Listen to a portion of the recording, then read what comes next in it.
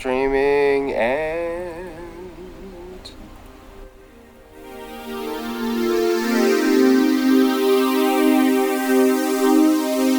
ladies and gentlemen, you're watching GEEKCASTER, everything sci-fi fantasy. I'm Michael, and today we've got the reigning, defending champ of the Geeks and Nerds, Dayveonne Bussey! Hello, I'm Corey Davis.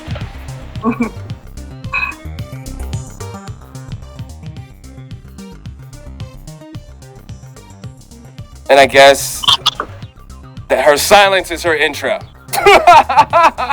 Oh, it was supposed to be me? Yeah. Hey, I'm Sailor. I thought you were going to do another, intro, and then I would speak. So you're watching GeekCaster, everything sci-fi fantasy. We're going to jump right into it. We're going to talk about Valentine, a.k.a. Valentine. A film that came out in 2017. And let's pump that out real quick. It's currently now on Amazon Prime. And what do you guys think about this film? Y'all tell me. Give me the synopsis of it. What was your favorite parts, please? Well, Thank you. A man recruits a young girl under the guise of making a movie, right? While trying to turn her into a masked superhero. So it's pretty cool because it's a play on everyone trying to create their own superhero franchise with a little twist. Is this the girl that's purple? Yes, the purple outfit, yes. This show is actually really good, and y'all should watch it. I don't remember much, but it is really good. It was good. It was a cute little girl. Mm-hmm. Yeah, and the cast did a really good job. The directors Hervé Fox and Auguste Pastel, which is awesome. They had two directors, and the writer Bebe Hassan Bouan. Hope I did that justice. But the martial arts was great. The build-up of the character, you want to care. You want to care. In the beginning, you're like, hey, should I care? But you eventually want to care what's going on. And that often doesn't happen with these little kind of superhero stories, not a superhero story, trying to make fun of the whole push of franchises. But it works. But what do you guys think? I think she was cute and strong. Aww. I think, to be totally honest, I do like the movie. It was very good for an action movie since I'm a martial artist. And, the fight scenes were on point. Story-wise, it was interesting. Interesting. Dang. I just have a question. Yep. I have a question. Do you like this movie, or would you say Kick-Ass did a better job? Okay, so my thing is, I was sitting here like, is this not the same thing? I was like, I'm like, how are they? They're related, right? No, but the thing about it is, you can't compare Kick-Ass to this movie because at least with Valentine, she has more of a better structure when it comes to fight choreography. She knows how to fight. She was placed in a situation. Kick-Ass, on the other hand, he wanted to be a superhero and he had no powers and he can't fight. So the stories are totally different.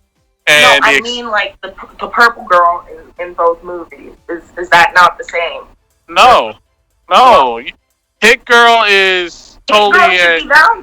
It's the same thing. No, because you have someone that wants to be a superhero versus someone being tricked into being a superhero. Damn, you think she being tricked? I think she was trying to save her pops. No, you got to watch the whole thing. See, that's what happens when you watch 5 minutes. You got to watch the whole thing. Nah, because the little girl... Take that. Oh, let me Nah, let's hear it. No, but she did a good job. I mean, usually when you see Where would I find? Is it on Netflix? a pretty young thing as the superhero lady, you don't really believe, that they're really doing what they need to do, and she's really doing it. So I think casting wise, I'm glad that they found someone that was convincing. And actually, wait, this is on Netflix. All right. Cool. No, it's not on Netflix. I had a little mark. Amazon. It's on Amazon Prime. I have Amazon too. Yeah, Amazon Prime. Amazon Prime.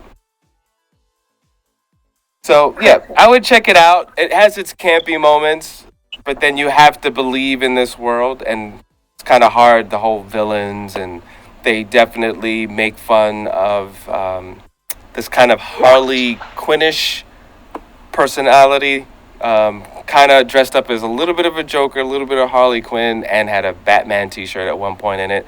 So you have those moments.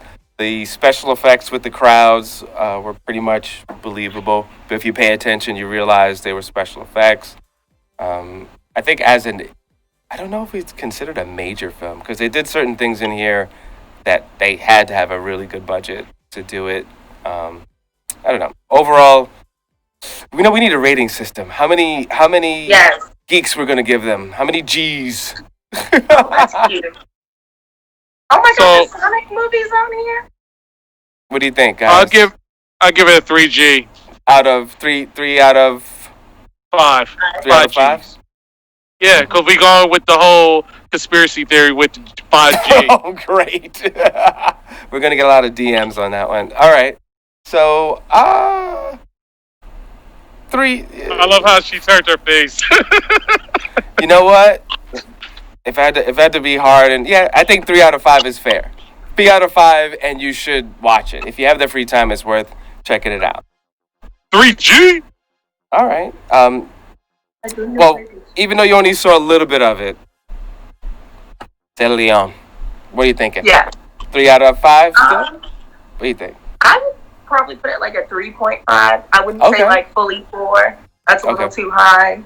But let me finish it, and then I'm going to come back to review. And Cora, you haven't seen it, but from what you hear about it, what are you thinking? Thinking it's an average movie, so 3 out of 5. Okay. All right. So no one's saying don't watch it, folks. So there's that. All right. I would watch it. It's a good action movie, Yeah. So for now, you're watching GeekCast with a little bit of a food caster break. If you're playing video games, if you're cosplaying, whatever you're doing right now, you definitely want to stay hydrated. We talked about the importance of drinking water. You know what's a great thing to eat? Watermelon. Watermelon is really great to eat because it hydrates you. So please, watermelon during the summertime. All right. Or just drink water or Gatorade. Oh, Gatorade's no. You might as well say drink soda. Which we will not say. Alrighty, so cucumbers never get their day in like the light. Cucumbers are great. Cucumbers are great. Pickles are great. I'd rather have celery than cucumbers, but like cucumbers go better with lime. What about Pickle Rick? Pickles! Pickle Rick! You see what happens when you get Dayveonne started? I love pickles. All right. Yeah. Moving on to Super Detention. Now, when I first saw this title on Amazon Prime, I was like, man, do I really want to waste my time watching Super Detention? This is going to be terrible. The actors are going to stink. I'm not going to laugh at all. No, not so. Not so. I enjoyed it. I enjoyed it, especially the principal in the movie. He did a great job. He was sarcastic. I was surprised. Now, did you guys get a chance to watch this yet? It didn't look like my type of movie. I'm not gonna lie. Mm-hmm. When I started it, I was kind of just like, and you like the principal? You think that's funny? I thought, well, as you watch it, as from an actor standpoint, and him delivering the lines, I said I appreciate what he's doing there. I definitely did. So I did like the principal. You know, it's sometimes it's a combination between the talent and then the writing, but the talent have to make the writing come alive. Otherwise, it just does not Falls flat. It totally falls flat. And yes, ladies and gentlemen, we just got beautiful Diz to join us. How you doing, Diz? Hello, hi guys. Hey. So we're talking about Super Detention. It's about 5 superhero teens that got detention and in a secret training academy. So it has the Harry Potter kind of vibe, you know, where it have like, you know, they're going to be training these young superheroes, and things start to twist while we're watching this, and these students have to do something. And I'll leave it at that because I don't want to spoil it for people. I'm going to leave it like this. If you ever saw that Disney movie called Sky High, I think that's the title of it. It felt like that. But better. Oh, I actually like Sky High. Mm-hmm. I love Sky High. Yeah. Well, there you go. And the actors are pretty good. They're pretty good. Check them out. On Why are you doing that? I don't know. Should I trust him? What, to watch it? What's happening here? What would you guys rate it on the GEEKCASTER scale? Wow. You know, the G scale.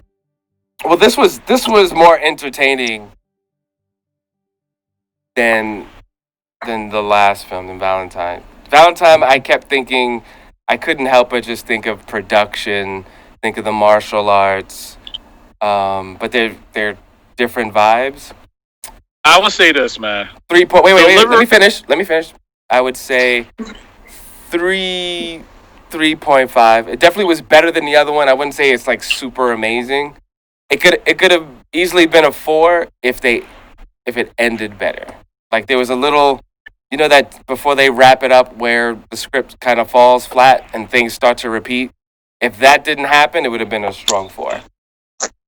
What do you got, Dayveonne?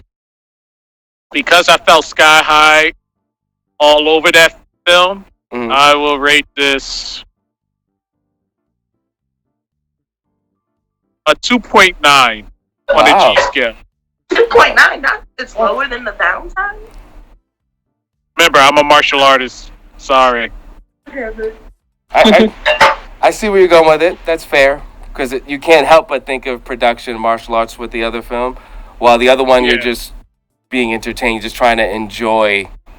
They made this lighthearted thing. All right, I see where you're going with it, and I'm not mad at you.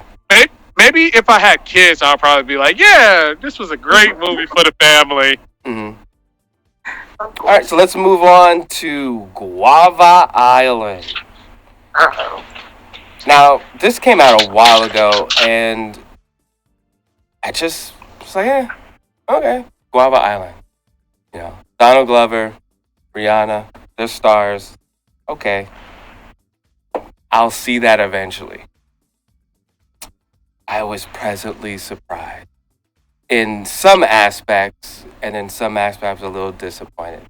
Because the world that they created, to me, was, okay, this is interesting, this is different, it's fantasy, there's music, it's kind of musical vibe, but it was not that much of a script, not that much acting going on. It kind of just went from one scene to another. What I would say is if you watch like African movies growing up, like Nigerian or like any type of African-based movie, it reminded me of that, but with like better quality. Cinematography, right? Yeah. Yeah.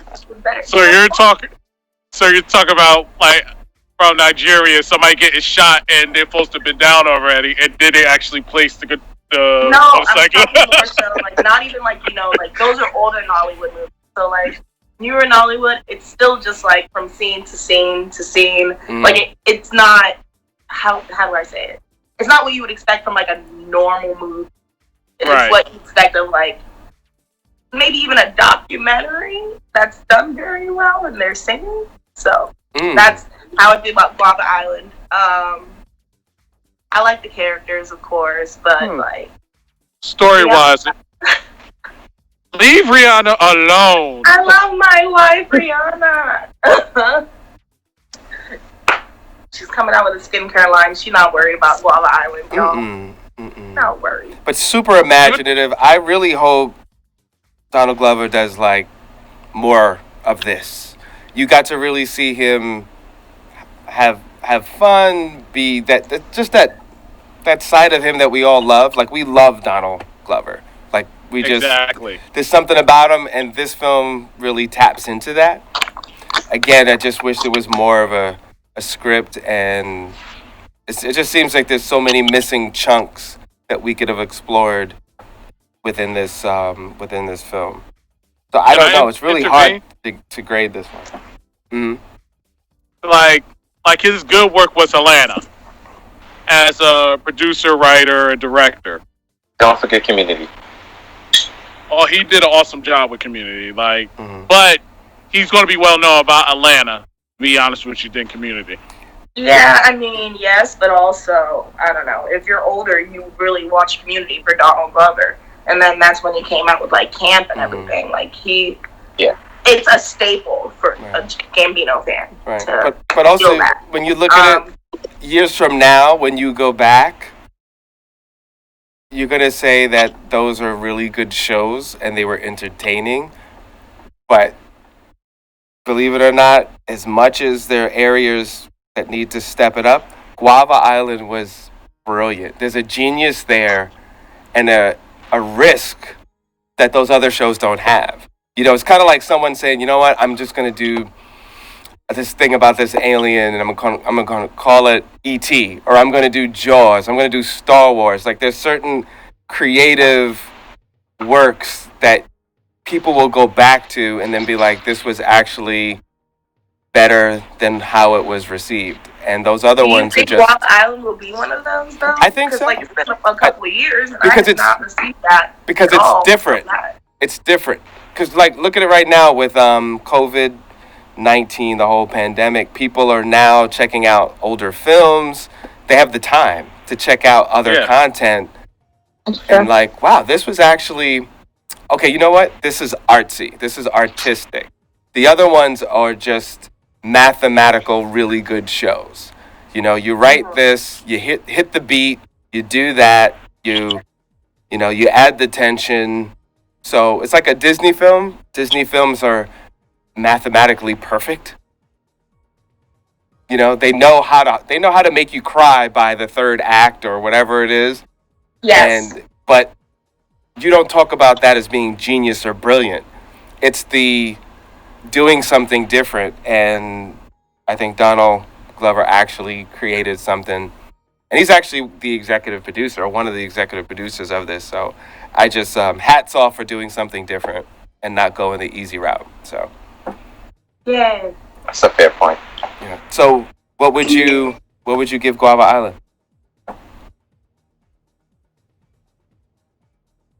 Just because it's Donald Glover and I love all of his work, I would automatically give it 4 out of 5 G's. I respect that. All right. I would say that just for going there and even trying to do something that was different at a time you really didn't have to, he could have played it safe, I would automatically say 4. I would say 4. Even though you need a stronger script. All right, so Future World. As you do the West Side. That's funny. I don't know anything about this one. Now, have any of you seen Westworld? Yes. Heard of it. Do you like Westworld? You need to get better with your life and watch Westworld. Okay, well, there would be no Westworld without Future World. Because Westworld is actually based on Future World. I haven't seen Future World, but I've watched. I think I watched the full season of season 1. Of Westworld. I liked it. I enjoyed it. Of Westworld. So in the beginning of Future World, it's interesting. They talk about this theme park and having to shut it down because they had an accident and the robots started to retaliate, and they just kind of gloss over it. In the process of doing that, they mention one of the theme parks is called Westworld. So it's just a quick mention. They took Westworld and really just focused on that and made a whole series based on Westworld. Da, da, da. Dun dun dun. So that was interesting. So if you like it, the concept is there, and it's interesting to see how they did the robots with the technology that they had at the time. There's one Westworld, they're always like pretty much naked through like the first season, and then you see like the working on them. Don't that remind you of something? On what? What? Game of Thrones. Okay. I was gonna say Game of Thrones, yeah. Okay. Well, with this, you just see like how much the technology wasn't there, and them trying to pull off this story. You will laugh. I mean, it looks like when they opened up the chest of one of the robots, it looks like they took a calculator and just took it apart and made that her stomach. That's how bad it was. But They tried. They tried. Listen, they didn't. It wasn't there at that time. All right, cool. So there's so much we want to talk about with you, ladies, again, and thank you for coming back and joining us. And I don't want to cut, so we'll touch one topic, and then we'll save the rest for a part 2 on this. So, all right. Oh, we can leave it at the end of this one. What is a geek perspective in reference to Black Lives Matter? And I say this to say, should we be just entertainment and what we do as an escape for the world because there's so much going on? Or should we be talking about unrest?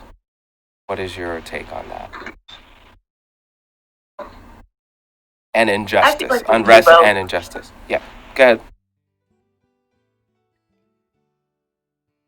I agree with both as well. Just sometimes you do need a mental break. I know during most of the things that were going on, it was just of course you wanted to stay in the loop and hear a lot of the things that were going on, but at some point it was very, very stressful where I had to put my phone down and sit down because a lot of it made you so angry of some of the stories you could see and things that were going on that I had to escape for a minute or two and try to take a mental break. So I think it's good to do both. Okay. Touch on the issues and also, still do what you normally do. You don't want to become burnt out because of your focus being so hyper focused on what's going on with Black Lives Matter. Because, as Black people, we have to face this every single day. We have to take care of our mental health as well and limit what we're viewing, if it's becoming detrimental to you. I feel like as an influencer, it is for me to also make a platform for Black Lives Matter and Black trans lives and Black femme lives and Black men lives. Like I feel like we have this platform, and if we already have the audience, why not do both? I see a lot of people posting like their regular cosplay, but if you slide, it's like petitions to sign or ways to speak to a trans person or what not to ask a trans person, or how are you helping a Black woman in your life today? People are mixing the two, and I think it's really good to do that because we don't want people to just stop making content. It's the fact that we still just want an eye on it, it's not over, the fight's not done. But yeah, you're allowed to celebrate yourself while also celebrating social justice.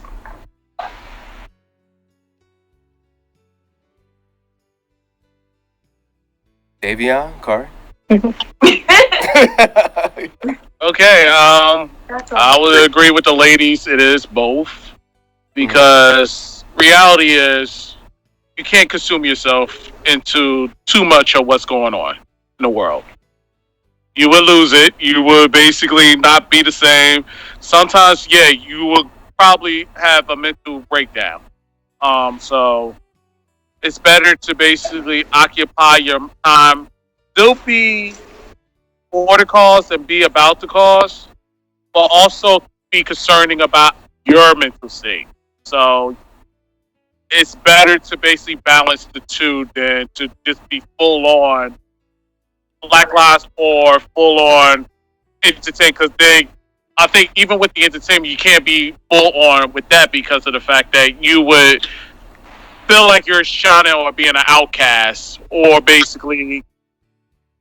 Well, what about the argument? So I'll say this, Dayveonne. What about the argument that, you know what, I'm cosplay makes me happy, anime makes me happy. I just want to be happy in that moment. You're stealing that from me by throwing all this social justice stuff. I get it; it's important. I don't want to hear that now. No. Should No, I don't agree with that because at the same time, eventually something like that could occur with you as an individual, as a And black not person. even like, not even on that sense, but like in understanding and caring for other people. Yeah. Like, it'll be the people that like specifically want to make sure that they have a space for themselves, but then they'd be like, I don't want to see all this bad stuff. Like, dang, like, this is literally our life all the time. We always have to deal with it. So, yeah. But I also have a question regards to that. wait, how do you feel about? Can Corey let Corey respond first. Oh, sorry, Corey. I was just about to say that it's understandable from both sides because you do need to moderate how much attention and energy you're also taking in as well as giving out, because it can overwhelm you to the point where you can't really get your thoughts and creativity together. Just too much of it, seeing all the time, constantly in your face, another body, another incident. It does weigh on you, and you do have to moderate how much you take in. So, in order to be creative and to be open to giving out what you want to put out. So, I think that it does take a good balancing act. All right, we got like 2 minutes, so I definitely want everyone to, I don't know, any quick thing you would want for anyone, other POC or non-POC, watching the show, and that a quick sentence that you would like to say, and also say your social media in reference to Black Lives Matter.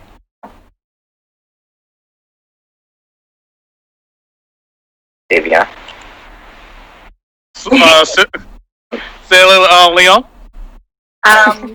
You said as far as like Black Lives Matter. Yeah, just a quick sentence and give everybody your social media. We have like a minute left. I feel like it's good if you cannot go out and protest to sign petitions and make donations.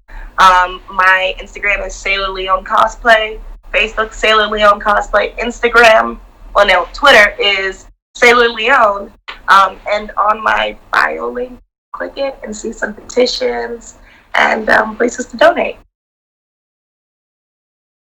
I would also say be aware of what you're putting out as well as being aware of what you're taking in. That goes for everyone. We have to watch each other. We're all humans. At the end of the day, we just love each other. My name is Corey Davis.